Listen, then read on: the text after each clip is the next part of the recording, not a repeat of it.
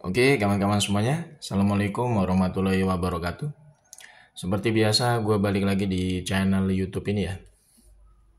Oke, untuk kesempatan kali ini gue ingin sedikit membahas ya, mengulas lah terkait dengan peristiwa yang sangat memalukan sekaligus bikin kita juga resah gitu ya dengan kondisi pemilu 2029 besok sebenarnya. Terkait dengan kemarin ya, KPU sempat membuat semacam aturan dagelan gitu ya, merahasiakan riwayat pendidikan dan ijazah dari capres dan cawapres yang akan berkompetisi pada pemilu 2029 besok. Sebelum akhirnya KPU kemarin membatalkan aturan yang mereka buat sendiri ya, yang sudah membuat geger masyarakat gitu ya. Ini sebenarnya kan kalau kita lihat dalam konteks penyelenggaraan pemilu yang transparan ya, jurdil ya, dan penuh dengan keterbukaan informasi publik ya. Harusnya ini ketua KPU dan komisioner KPU saat ini itu harusnya segera mengundurkan diri ya. Tidak hanya istilahnya mereka cukup membatalkan aturan yang mereka buat sendiri yang sudah membuat geger masyarakat gitu ya. Mereka juga harus melakukan semacam pertanggungjawaban publik yang sudah sebenarnya dalam tanda kutip kehilangan ya public distrust gitu ya. Istilah masyarakat sudah public distrust terhadap KPU saat ini lewat apa namanya keputusan kemarin yang dibuat oleh para ketua KPU dan para ketua KPU dan komisionernya itu yang sudah sebenarnya sudah merusak ya legitimasi pemilu pada pemilu 2029 besok gitu ya dengan aturan yang kemarin mereka buat semacam dagelan seperti itu. Harusnya kan ketua KPU saat ini, komisioner KPU saat ini itu kan harusnya istilahnya menarik diri gitu ya. Mengundurkan diri dari jabatannya sebagai penyelenggara pemilu 2029 besok gitu loh. Jadi jangan sampai istilahnya hanya membuat semacam pembatalan aturan, kemudian mereka masih tetap bisa bekerja sebagai penyelenggara pemilu. Ini kan sebenarnya kan tidak pantas gitu ya. Sangat tidak pantas sekali. Mereka itu masih menjabat sebagai ketua KPU maupun komisioner KPU untuk pemilu 2029. Karena nanti masyarakat juga akan meragukan hasil yang akan istilahnya output dari pemilu 2029 besok itu pasti akan diragukan hasilnya oleh masyarakat luas. Kalau misalkan masih dipegang oleh ketua KPU dan komisioner KPU saat ini gitu kan. Karena ini indikasinya sangat kuat sekali ya ketua KPU dan komisioner KPU saat ini itu ingin melindungi dugaan kasus ijazah si Beler dan si Mukidi yang saat ini memang sudah disorot dalam pemberitaan nasional. Apalagi ini memang ini ada konteks ininya, konteks politiknya gitu ya. Bahwa aturan yang sempat dibuat kemarin oleh ketua KPU dan komisioner KPU itu kan memang diindikasikan akan melindungi dugaan kasus ijazah aspirasi Beler yang kemungkinan besar akan menjadi kontestan dalam Pilpres 2029 besok. Karena memang ini kan si Beler ini kan digadang-gadang akan menjadi capres atau cawapres pada pemilu 2029 besok gitu kan. Nah, ketua KPU dan komisioner KPU ini kan membuat semacam aturan dagelan seperti itu kemarin kan memang ya bisa jadi akan melindungi ya riwayat pendidikan atau ijazah dokumen dari si Beler ini dari perhatian publik karena tidak bisa diakses lagi misalkan begitu ya. Sebelum akhirnya mereka batalkan kemarin secara sepihak aturan yang mereka buat sendiri.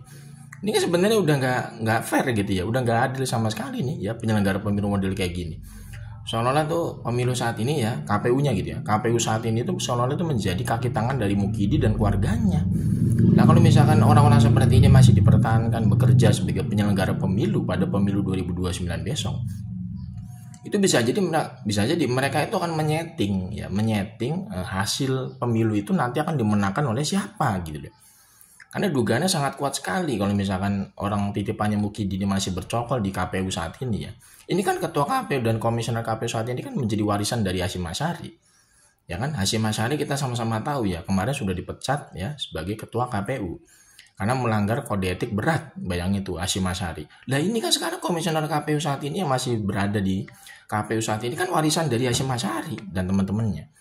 Lalu bagaimana mungkin gitu hasil pemilu yang akan keluar pada pemilu 2029 besok itu bisa dipercaya oleh publik hasilnya, outputnya gitu kan ya. Bisa jadi nanti ada agenda setting untuk memenangkan ya salah satu pasang calon yang saat ini memang kita sebut saja ya. Bisa saja siapa yang dipasangkan oleh si Beler nanti bisa dimenangkan oleh KPU begitu.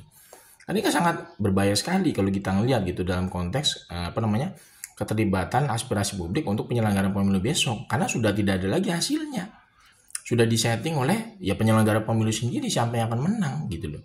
Ini nggak boleh nih sebenarnya dibiarkan gitu ya, harus ada yang namanya ketegasan juga dari ya stakeholder terkait untuk apa, ini untuk mengganti sebenarnya ya orang-orang yang saat ini masih berada di KPU itu ya itu segera diganti dengan orang-orang yang lebih bagus, orang-orang yang lebih jujur, orang-orang yang lebih punya profesionalisme kerja sebagai penyelenggara pemilu.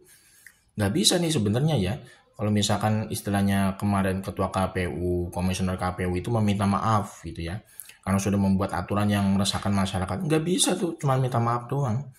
Harusnya memang segera diganti dengan orang lain yang lebih punya kredibilitas sebagai penyelenggara pemilu.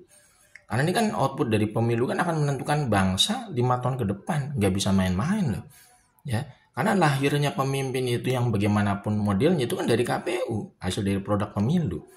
Lah kalau misalkan dari penyelenggara pemilunya aja ya, kelakuannya udah bobrok kayak begini, itu bagaimana gitu output hasil dari pemilu nanti besok ya, ketika menghasilkan pemimpin itu yang sama sekali tidak memiliki manfaat atau maslahat bagi kehidupan bangsa selama 5 tahun ke depan. Tentu kan akan menjadi tumbalnya adalah masyarakat gitu loh ya. Seperti kita sama-sama tahu kemarin pemilu 2 kali ya, 2014, 2019 itu menghasilkan pemimpin yang bobrok seperti Mukidi.